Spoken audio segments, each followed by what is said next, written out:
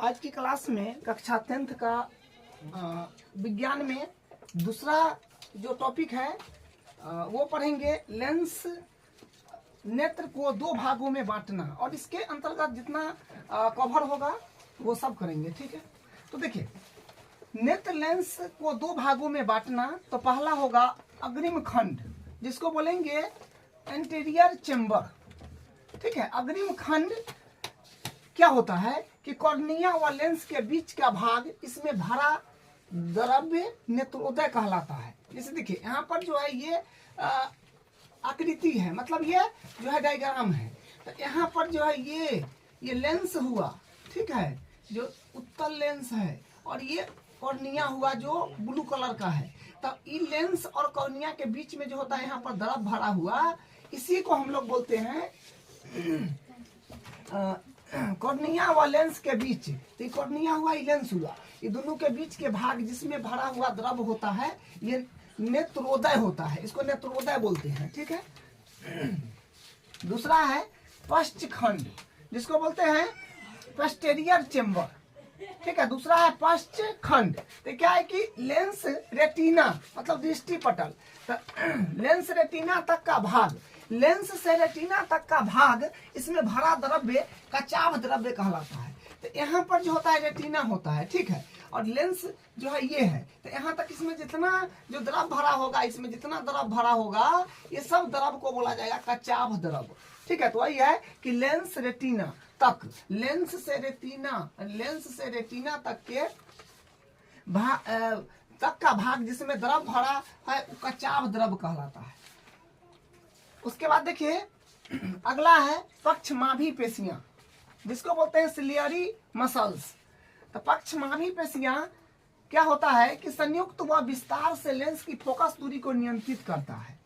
देखिए पक्षमाभी पेशिया का काम है संयुक्त व विस्तार से लेंस की फोकस दूरी को नियंत्रित करना, लेंस की फोकस दूरी को वो नियंत्रित करता है पक्षमाभी पेशियां, सिलियरी मसल्स।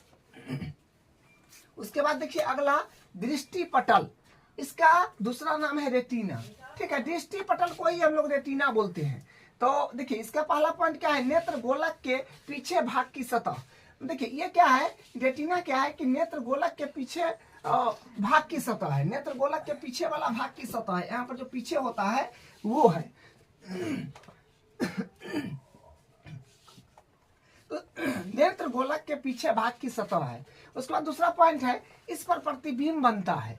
देखिए प्रतिबिंब जब हम किसी भी चीज को देखते हैं तो उसका प्रतिबिंब रेटिना पर ही बनता है। ठीक है, कोई भी चीज अगर हम देख रहे हैं तो उसका प्रतिबिंब रेटिना पर बनता है। इसका सतह पर लगभग 125 मिलियन प्रकाश संवेदी कोशिका होती है।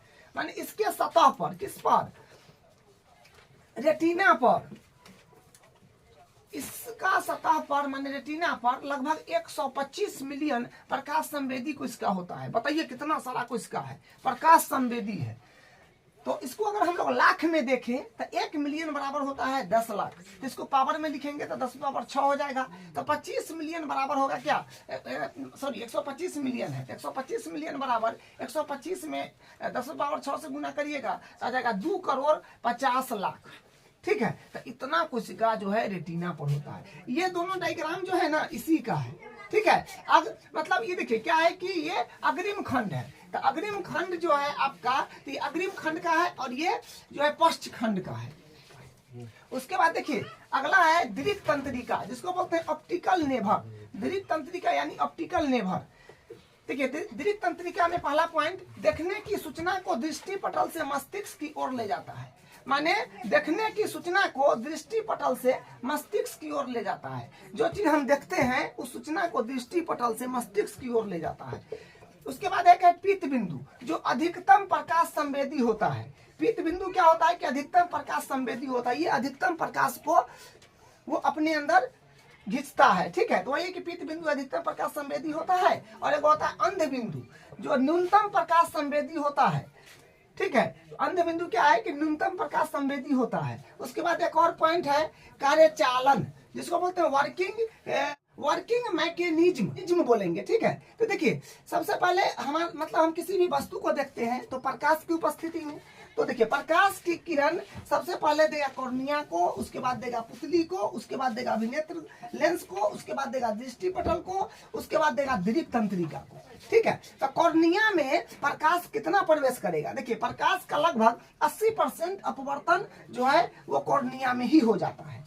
प्रकाश का 80% अपवर्तन कॉर्निया में ही हो जाता है। पुतली में परितरिका, देखिए परितरिका पुतली के आकार को नियंत्रित करता है, पुतली के आकार को नियंत्रित करने का काम करता है परितरिका। देखिए आपको अचानक लाइन जब रहता है तो कोई भी चीज स्पष्ट दिखता है, ठीक है। अगर अंधेरा रहता है तो कोई भी चीज स्पष्ट नहीं दिखता है। तो उस समय क्या है कि परितरिका जो जहां पर ये धरा है, ये यहाँ पर जो रहता है पुतली, यही जो है इसके आकार को बड़ा छोटा करने का काम करता है, ठीक है। अंधेरा रहेगा तो हम लोग ऐसे देखते हैं तो ये बड़ा छोटा करने का काम करता है, जब प्रकाश रहेगा तो इसको छोटा कर देता है। वही बात है, परितरिका पुतली के आकार को नियंत्रित करते हैं। और अभिनेत्र लेंस जो है पक्षमाभी पेशियों की सहायता से लेंस की फोकस दूरी नियंत्रित करता है। मतलब अभिनेत्र लेंस में क्या होता है कि पक्षमाभी पेशिया की सहायता से लेंस की फोकस दूरी नियंत्रित होती है। लेंस की फोकस दूरी नियंत्रित होता है पक्षमाभी पेशिया से, ठीक है। उसके बाद है दृष्टि पटल। तो दृष्टि पटल प्रतिबिंब निर्माण की, मतलब दृष्टि पटल पर जो है ना प्रतिबिंब निर्माण किया जाता है, दृष्टि पटल पर प्रतिबिंब निर्माण किया जाता है। और उसके बाद दीर्घ तंत्रिका है जो रेटिना से प्राप्त सूचना को मस्तिष्क तक ले जाता है। तब हम लोग समझ पाते हैं कि क्या है और कितना तेजी काम होता है, जो मतलब बहुत एकदम इतना क्षण सेकंड में काम हो जाता है। तो ये दीर्घ तंत्रिका जो है रेटिना से प्राप्त सूचना को मस्तिष्क तक ले जाता है। तब हम लोग समझ पाते हैं कि क्या है और उसको देखते हैं। तो देखिए आज की क्लास में हम यहाँ तक करे हैं, अब अगले क्लास में इसका अगला जो होगा वो करेंगे।